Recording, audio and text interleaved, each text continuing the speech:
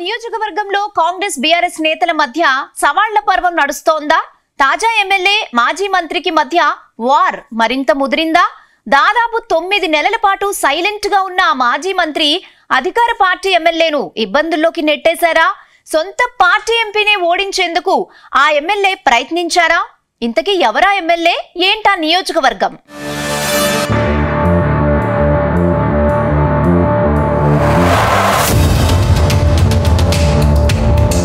మహబూబ్ నగర్ జిల్లాలోని జడ్చర్లలో Congress versus BRS అన్నట్టుగా war నడుస్తోంది. కాంగ్రెస్ ఎమ్మెల్యే అనిరుద్ రెడ్డి, మాజీ మంత్రి లక్ష్మారెడ్డి మధ్య పచ్చగడ్డి వేయకుండా భగ్గుమంటోందట.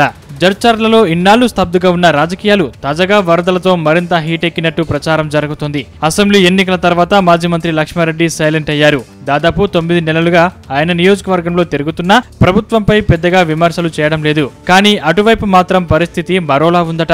అధికార పార్టీ ఎమ్మెల్యే జనంపల్లి అనిరుద్ రెడ్డి మాత్రం అవకాశం చిక్కినప్పుడల్లా మాజీ ఎమ్మెల్యేను టార్గెట్ చేస్తున్నారు. గత బీఆర్ఎస్ ప్రభుత్వంలో నియోజకవర్గాల్లో కబ్జాలు పెరిగిపోయాయని ఆరోపించారు. అటు జడ్చర్లలో నిర్మిస్తున్న ప్రభుత్వ ఆసుపత్రి నిర్మాణంలో భారీగా అక్రమాలు జరిగాయంటూ మండిపడ్డారు. అయితే ఎన్నికల్లో ఓటమి తర్వాత దాదాపు 9 నెలల పాటు సైలెంట్ గా ఉన్న మాజీ మంత్రి లక్ష్మారెడ్డి ఎమ్మెల్యే అనిరుద్ రెడ్డిపై సంచలన ఆరోపణలు చేయడం చర్చనీయాంశంగా మారింది.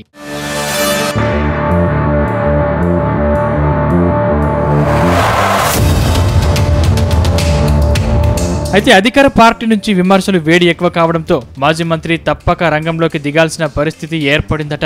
తాజాగా జడ్చర్లలో మీడియా సమావేశం ఏర్పాటు చేసిన లక్ష్మారెడ్డి ఎమ్మెల్యే అనిరుద్ రెడ్డికి సవాల్ విసరడం సంచలనంగా మారింది.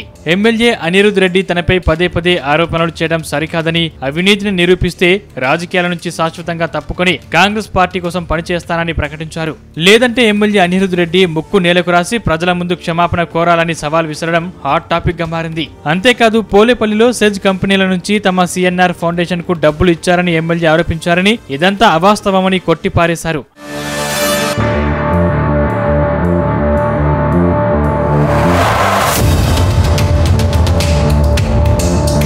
మరోవైపు బాలనగర్ మండల కేంద్రం నుంచి గంగాపూర్ వరకు డబుల్ లైన్ బీటీ రోడ్డు నిర్మాణానికి అనుమతులు తీసుకొచ్చామని ఎమ్మెల్యే అనిరుద్ రెడ్డి చెప్పడం సరికాదని మండిపడ్డారు.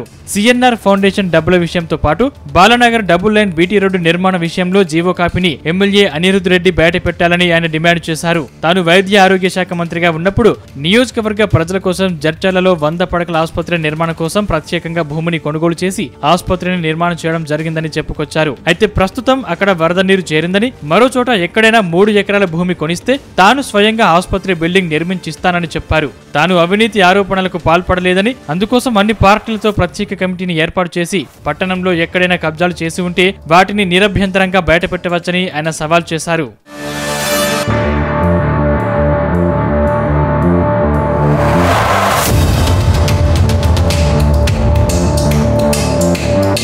అంతేకాదు ఎమ్మెల్యే అనిరుద్ రెడ్డిపై మాజీ మంత్రి సంచలన కామెంట్స్ చేశారు. గత పార్లమెంట్ ఎన్నికల్లో సొంత పార్టీ ఎంపీ మల్లు రవిని ఓడించేందుకు అనిరుద్ రెడ్డి ప్రయత్నించారని ఆరోపించారు లక్ష్మారెడ్డి. అయితే మాజీ మంత్రి కామెంట్స్ పై అధికార పార్టీలో సరికొత్త చర్చ జరుగుతున్నట్టు టాక్ వినిపిస్తోంది. ఇది కేవలం ఆరోపణ మాత్రమేనా, లేదంటే వాస్తవంగానే ఇలా జరిగిందా అని గాంధీ భవన్ వర్గాలు ఆరా తీస్తున్నట్టు తెలిసింది. మొత్తంగా మాజీ మంత్రి లక్ష్మారెడ్డి సవాల్పై కాంగ్రెస్ పార్టీ ఎమ్మెల్యే ఎలా స్పందిస్తారు అనేది ఇప్పుడు నియోజకవర్గంలో చర్చనీయాంశంగా మారింది.